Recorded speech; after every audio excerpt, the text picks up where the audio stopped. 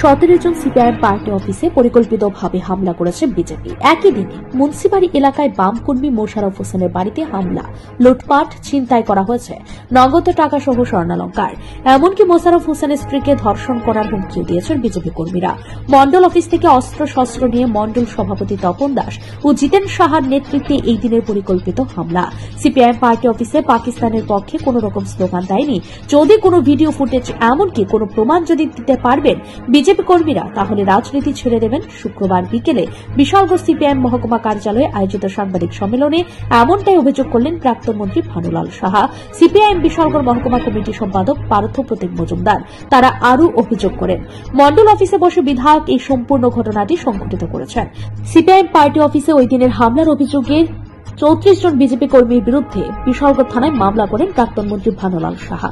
পূর্ব নির্ধারিত সময়সূচি অনুযায়ী 17 জুন অফিস টিলা সিপিআইএম কার্যালয়ে মিছিল ও সভা কর্মসূচি হাতে নিয়েছিলেন আর ওই দিনে সিপিআইএম এর মিছিল ও সভাকে বানচাল করার জন্য বিজেপি কর্মীরা সিপিআইএম পার্টি অফিসের সামনেই তাণ্ডব চালায় বলে অভিযোগ করেন সাংবাদিক সম্মেলনে মহকুমা সম্পাদক পার্থ প্রতিম মজুমদার।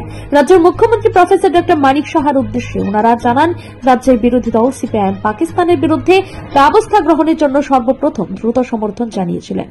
সে জায়গায় কি করে ওনার বাহিনীরা পাকিস্তানের পক্ষে সিপিআইএম কথা বলেছে বলে অভিযোগ আনেন। ঘটনা সুষ্ঠু তদন্ত করার জন্য স্বরাষ্ট্র দপ্তরের যিনি প্রধান মুখ্যমন্ত্রীর উদ্দেশ্যে এমনটাই বার্তা ছুড়ে দিলেন মহকুমা সম্পাদক পার্থ প্রতিম মজুমদার। এবং আমাকে প্রতিবাদ করাতে বলল, বেশি বললে ধর্ষণ করে দেবে। তার মানে কি ধরনের অ্যান্টি সোশ্যাল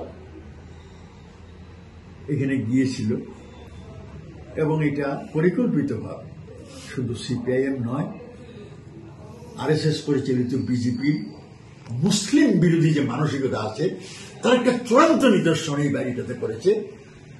এত 7.5 বছরে বহু বাড়ি আমাদের আক্রান্ত হয়েছে, এমন ভাবে বাড়ির সবকিছু ভেঙে দিয়ে, বাড়ির লকার ভেঙে, শুধু একটা আলমারি ভাঙতে পারে না, চাবিটা খুলতে পারে, খুলতে পারে। ওই দিদিমণি বলছে যে আমার ছায়া ব্লাউজগুলো সব নিয়ে গেছে, যা পরনে ছিল বাকি সব যা আছে।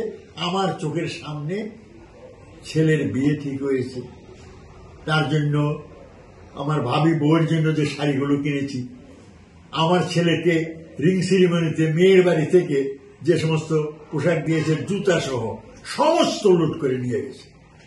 তাইলে একটা লুটেরা বাহিনীর উপর নির্ভরশীল এই বিজেপি দল আজকে এখানকার মণ্ডল। এবং আমি শুনলাম এই প্রোগ্রামগুলোর শেষে 500 টাকার নোট বিলি হয়েছে, অর্থাৎ যারা প্রোগ্রাম করেছে তাদেরকে পারিশ্রমিক দেওয়া হয়েছে।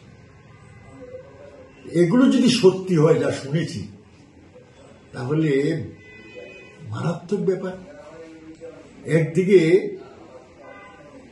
এই মণ্ডল আমাদেরকে অভিযুক্ত করছে যে আমরা দেশদ্রোহী, আর একটা বাড়িতে লুটপাট করেছে, রাস্তার উপরে দুদিকে গাড়ি আটকে গেছে, সেখানে ফায়ার হয়েছে, 3-4 রাউন্ড ফায়ার করে তারপর তার বাড়িতে গেছে। আমি গেলাম যখন, একটা অল্প বয়সের বোন, তাদেরই আত্মীয়, আমাকে বলছে যে আমরা আগে এসলাম, আমার পেটেছে আজ্ঞাইও না, আজ্ঞালে কি র্যাপ করে দেবো। খুব ভয়ে পিছিয়ে গেলাম। তাইলে যদি এই মহিলা এগোতো, তাহলে তাকে র্যাপ পর্যন্ত করতে হবে, এই জায়গা পর্যন্ত তারা যাও। এরকম একটা অ্যান্টি সোশ্যালের উপর নির্ভর করে সুশাসনের দাবি করছে যারা, এদের লজ্জিত হওয়া উচিত। যদি বলা হয় কুশাসনের রাজত্ব চলছে, সমাজদ্রোহী, ডাকাত, নেশা কারবারি, এদের একটা 50 থেকে 100 জনের গ্রুপ আমাদের এই সমস্ত এলাকার মধ্যে আছে। এই কাণ্ড তারা ঘটিয়ে যাচ্ছে, রাজনৈতিক কাণ্ড, আবার অপরদিকে লুট। ওই বাড়িতে হামলা শুধু ভাঙচুর না, লুটের উদ্দেশ্য ছিল, কারণ এই বাড়ি থেকে 2 লক্ষ টাকা লুট হয়েছে। আর এই মহিলার 1000 টাকা বেতনের সময় থেকে যে সোনার জিনিস কিনেছিল, এগুলো আজকে পর্যন্ত 10-12 ভরি হবে। এগুলো একটা জায়গায় ছিল, সেখান থেকে সবটা লুট করে নিয়ে গেছে। শুধু তার গলায় যেটা ছিল এটাই আছে, আর বাকি সব লুট করে নিয়ে গেছে। আপনি কি খুঁজছেন বিশুদ্ধ পানীয় জল? তাহলে আজই বেছে নিতে হবে অত্যাধুনিক প্রযুক্তি ও পরীক্ষা নিরীক্ষার মাধ্যমে প্রস্তুতকারী পানীয় জল একমি। বিশুদ্ধ জলে সুস্থ জীবনের মূল চাকাঠি। Acme package drinking water. Bureau report, news 24।